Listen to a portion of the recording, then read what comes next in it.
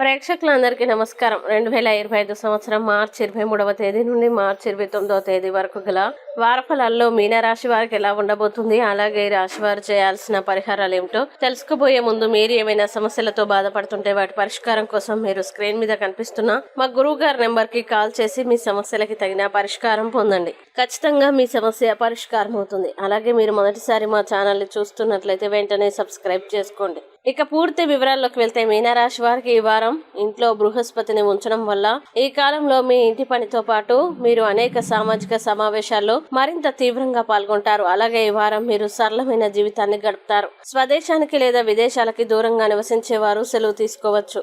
ఇతరులకి సహాయం చేయడం వల్ల మీరు చాలా ప్రజాదరణ పొందుతారు. దినసరి వేతన కార్మికులు శాశ్వత ఉద్యోగాలు పొందవచ్చు. మంచి వ్యక్తుల్ని కలిసే అవకాశాలు మీకు లభిస్తాయి. మీరు ప్రత్యర్థులు మీ ముందు చాలా బలహీనంగా ఉంటారు. మీ ఆరోగ్య సమస్యలు పరిష్కరించబడతాయి. ఇంటి పెద్దల మద్దతును సంపాదించడంలో మీరు విజయం సాధిస్తారు. ఆహ్లాదకరమైన సంఘటనలు మీకు ఆనందాన్ని ఇస్తాయి. ఆదివారం మరియు శనివారం అత్యంత అనుకూలమైన రోజులు.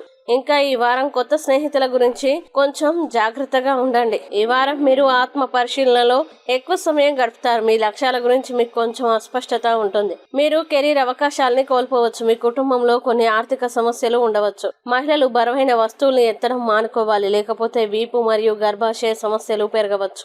అలాగే కొనసాగుతున్న పనిలో అడ్డంకులు ఏర్పడే అవకాశం ఉంది.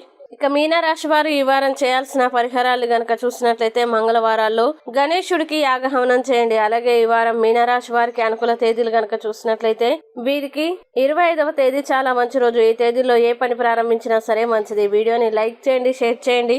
మరియు మీరేమైనా సమస్యలతో బాధపడుతున్నట్లయితే వాటి పరిష్కారం కోసం మీరు మా గురువు గారి నెంబర్ కి కాల్ చేసి మీ సమస్యలకి తగిన పరిష్కారం పొందండి. ఖచ్చితంగా మీ సమస్య పరిష్కారం అవుతుంది.